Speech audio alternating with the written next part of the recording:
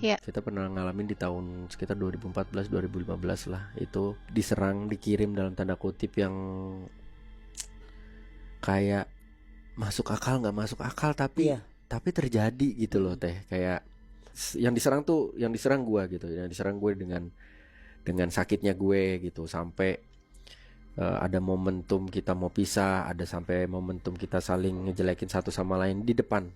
Berdua nih ngomong kalau gue gak demen sama lu dia juga ngomong gue gak demen sama lu. Saling serang, terus pengen pisah, terus nggak mau apa namanya, nggak mau main sama anak-anak. Nggak mau main sama istri gue, maksudnya nggak mau bercengkrama sama istri gue. Anak-anak gue masuk ke dalam kamar gue usir. Nggak suka cahaya. Nggak suka cahaya. Biasanya kalau tidur kita TV nyala. Ini pada saat itu entah kenapa TV harus mati, lampu harus mati, benar-benar harus gelap. Terus tidur, biasanya meluk Ayu dari belakang begini, nyamping, tiba-tiba dada sesak. Terus pas celentang, biasanya juga celentang deh, kepalanya dia taruh di sini, dada sesak. Tapi begitu ngebelakangin dia, lega.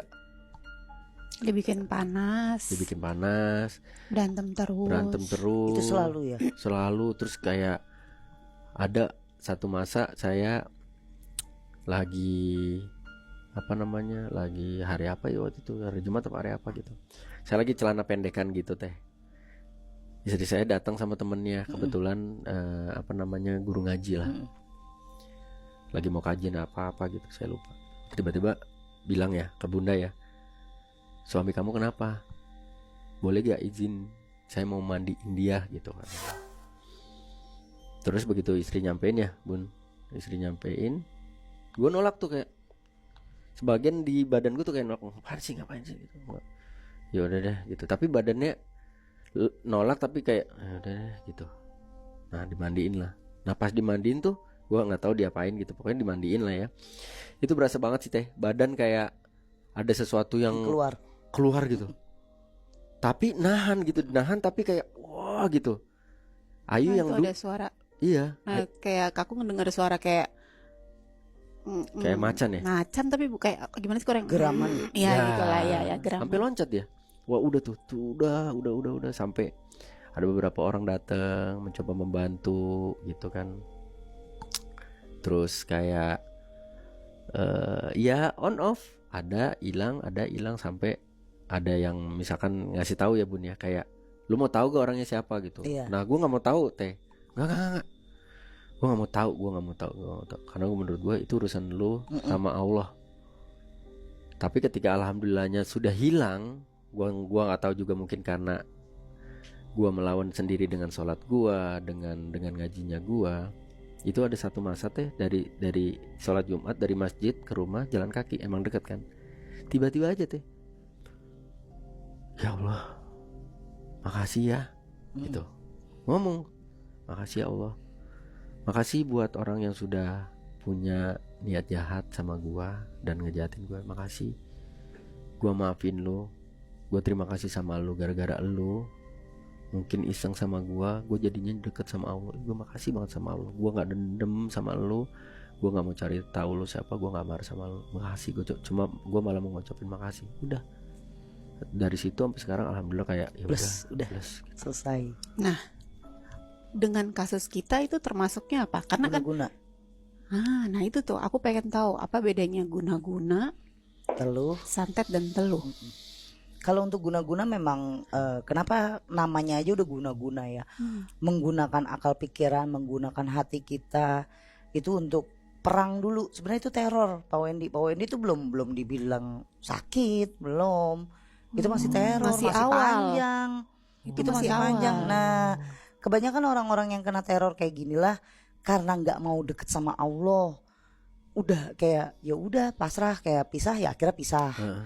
Mereka selalu kayak memaklumi ini semua ya karena terjadi kita nggak cocok. Nah kalau guna-guna awal terornya begitu, di rumah panas, Hawa sama pasangan tuh kayak udah nggak sinkron lagi, udah nggak mau lagi, nggak suka lagi. Jangankan sama istri, ya kayak Pak Wendy sama anak aja udah nggak suka. Bahkan tuh ada yang dia bakalan pergi dari rumah itu karena benci sama situasi di rumah, padahal nggak ada yang ngapa-ngapain dia. Nah itu awal teror. Kalau guna-guna selalu begitu, dan nanti endingnya orang itu mintanya kita depresi, gila, dah. Beda sama teluh sama santet. Kalau teluh dia bakalan kena dari belakang tuh, kayak ada yang nembak ke ulu hati. Itu sakit banget, dan per sekian detik itu kayak jantung kita tuh nggak detak.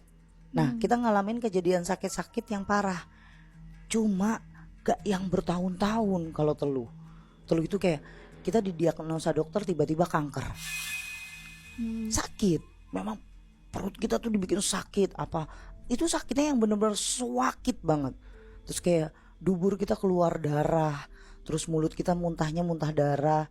Di rumah hal-halnya lebih aneh dibandingin Pak Wendy ngerasain. Kayak nemu-nemu binatang yang aneh-aneh, terus nemu ya sesuatu yang aneh. Nah kalau teluh, tapi kalau santet tidak ada waktu untuk kita ngedeskripsi ini karena udah kematian.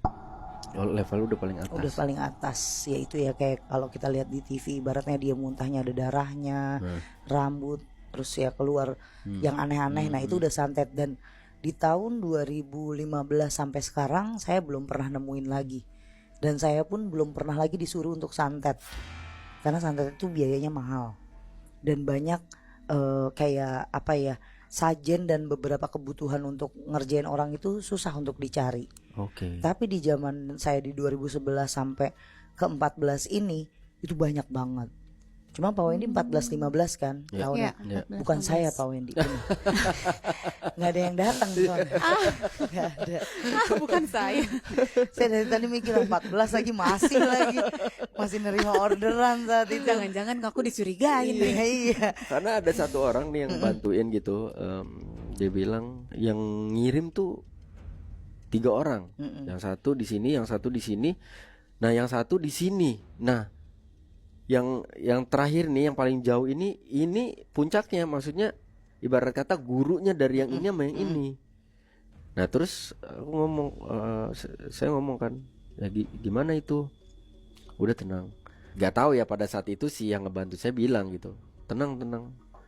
Saya udah berantem, saya udah samperin dia, udah nggak tahu secara fisik atau secara batiniahnya gitu, ilmunya udah adu lah segala macam gitu.